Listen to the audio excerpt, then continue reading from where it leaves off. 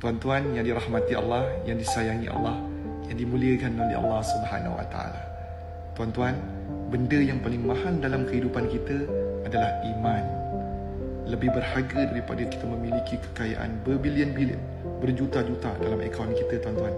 Tuan-tuan, iman yang tersembunyi di sebalik perkataan kalimah La ilaha illallah Muhammadur Rasulullah, ia menentukan sama ada seseorang itu ada kemungkinan untuk masuk ke syurga di akhir nanti, ataupun orang itu kekal selama-lamanya di dalam neraka. Na'udzubillah.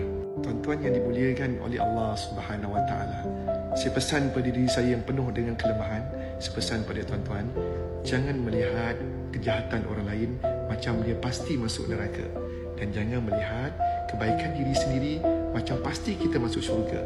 Tuan-tuan, Allah Maha mengetahui segala-galanya. Semuanya ditentukan oleh Allah Subhanahu Wa Taala. Pasti Allah tentukan, tuan-tuan.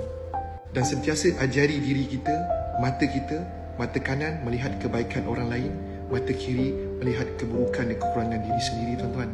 Tuan-tuan, ketahuilah, kita akan dipertanggungjawabkan di akhirat kelak di mahkamah Allah Subhanahu Wa Taala.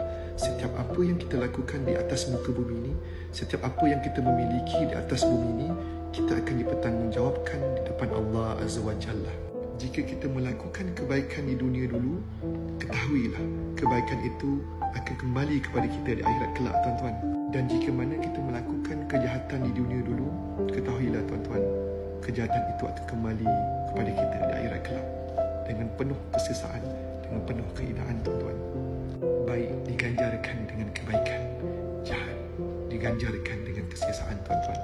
InsyaAllah, tuan-tuan, saya pesan pada diri saya nasihatkan diri saya, tuan-tuan, insyaAllah, fikir yang baik-baik, doa yang baik-baik, buat yang baik-baik. InsyaAllah, Allah Subhanahu Wa Taala akan hadiahkan kita yang terbaik untuk kita semua. InsyaAllah. Amin. Ya Rabbal Alamin. Atas maksud itu, tuan-tuan, mari sama-sama saya dan semua sekali kita belajar yakin pada Allah Subhanahu Wa Taala. Allah Maha Berkuasa, makhluk langsung tiada kuasa. Dunia sebentar saja, akhirat sebentar lagi. La ilaha illallah Muhammadur Rasulullah. Allahu Akbar.